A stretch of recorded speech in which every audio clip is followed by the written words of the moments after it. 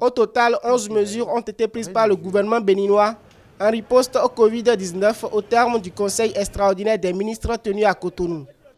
Entre autres, l'interdiction d'atterrissage de certaines compagnies aériennes, la mise en isolement systématique et obligatoire de toute personne venant au Bénin par voie aérienne, la suspension de toutes les manifestations et tout autre événement non essentiel à caractère sportif, culturel, religieux, politique et festif.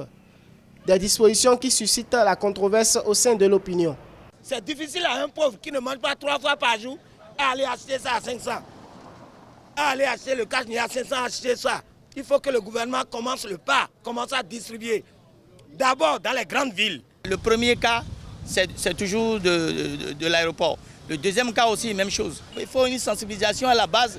Il faut sensibiliser, il faut sortir. Dans plusieurs pays du monde, des plans d'action sont déployés allant de la sensibilisation à la prise de mesures drastiques contre cette pandémie. Au Bénin, les frontières terrestres et l'aéroport international Cardinal Bernardin Ganty de Cotonou demeurent ouvertes. Les écoles et universités non fermées et les consignes de santé et d'hygiène sont peu respectées. Des acteurs politiques réclament des mesures courageuses. Il faut prendre des mesures drastiques, quitte à aller même vers des mesures extrêmes. À défaut de fermer les frontières, avoir un contrôle plus strict.